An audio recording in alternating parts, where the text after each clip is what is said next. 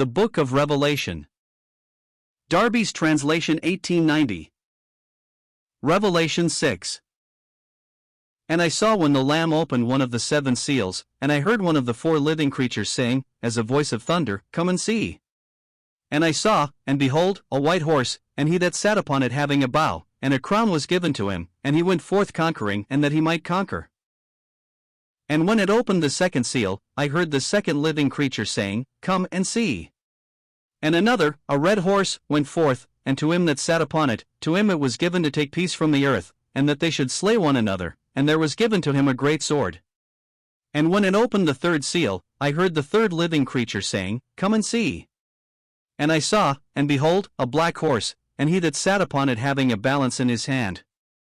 And I heard as a voice in the midst of the 4 living creatures saying, A chonix of wheat for a denarius, and 3 chonixes of barley for a denarius, and do not injure the oil and the wine. And when it opened the 4th seal, I heard the voice of the 4th living creature saying, Come and see. And I saw, and behold, a pale horse, and he that sat upon it, his name was Death, and Hades followed with him, and authority was given to him over the 4th of the earth to slay with sword, and with hunger, and with death, and by the beasts of the earth. And when it opened the 5th seal, I saw underneath the altar the souls of them that had been slain for the word of God, and for the testimony which they held, and they cried with a loud voice, saying, How long, O sovereign ruler, holy and true, dost thou not judge and avenge our blood on them that dwell upon the earth? And there was given to them, to each one a white robe, and it was said to them that they should rest yet a little while, until both their fellow bondmen and their brethren, who were about to be killed as they, should be fulfilled. And I saw when it opened the 6th seal, and there was a great earthquake, and the sun became black as hair sackcloth, and the whole moon became as blood, and the stars of heaven fell upon the earth, as a fig tree, shaken by a great wind, casts its unseasonable figs. And the heaven was removed as a book rolled up, and every mountain and island were removed out of their places. And the kings of the earth, and the great, and the chiliarchs, and the rich, and the strong, and every bondman and freeman, hid themselves in the caves and in the rocks of the mountains, and they say to the mountains and to the rocks, Fall on us, and have us hidden from the face of him that sits upon the throne, and from the wrath of the Lamb, because the great day of his wrath is come, and who is able to stand? Revelation 6. By F. B. Hole. Chapter 6 gives us the opening of the seals. Judgment dealings with the earth begin. The words, and see in verses 1, 3, 5, 7, are doubtful, and the come, uttered by the 4 living creatures, seems to be a call to the respective writers to come forth. The living creatures speak with a voice like thunder, which befits a call, which has governmental justice and judgment as its object. One after the other there appear 4 riders, mounted on horses, white, red, black and pale or sallow. Each has his own special feature, but all under the controlling hand of God, symbolized by the living creatures. First in order, there is the going forth of a great conqueror, bloodless conquest apparently, since white is the color. Second, an outbreak of war, especially civil war with its lawless horrors. Third, black famine and scarcity. Fourth, pestilence ending in death and Hades, but over a limited area, the 4th part of the earth. It is certainly remarkable how in recent times colors have come to be identified with human movements and confederations. We have heard of armies both white and red, and of black shirts, etc. All the activities indicated in these verses are oppressive and destructive, human activities, and yet called forth as retributive judgment under divine control. They remind us of what the Lord himself called, the beginnings of sorrows, Mark 13 verse 8.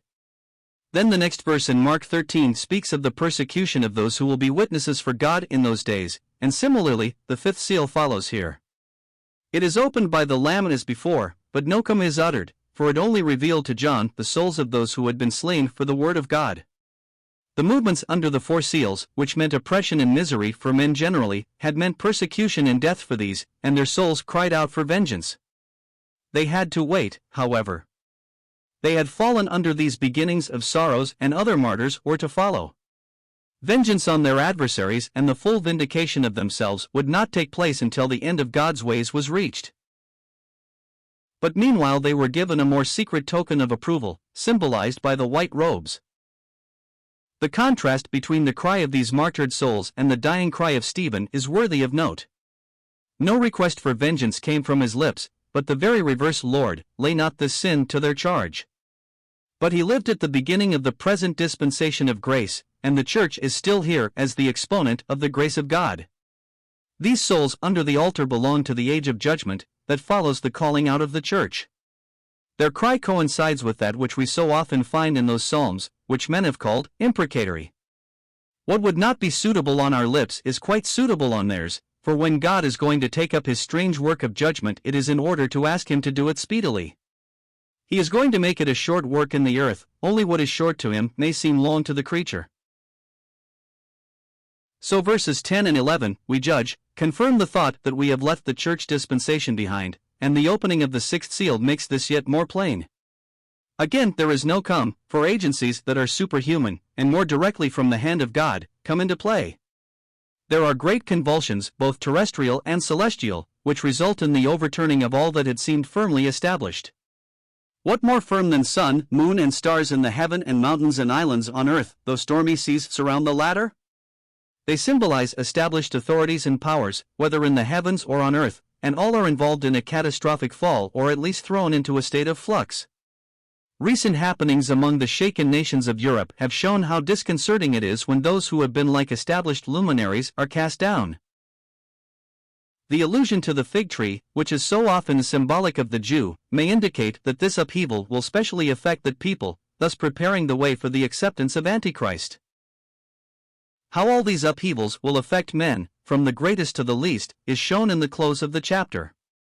Apparently they will discern that the hand of God is behind them, and the wrath of the Lamb will strike them as dreadful beyond words. Better be crushed out of existence on earth than face that. Psalm 2 had said, "Kiss the Son, lest he be angry, and ye perish from the way, when his wrath is kindled but a little," and at this point there was only a little wrath, for we are at the beginning of sorrows, yet perishing from the way was plainly before them. Though the climax of the great day of his wrath was not yet, they had entered upon that day, for the day of God's grace in the gospel was closed. Men may stand in God's grace, but no one can stand before his wrath.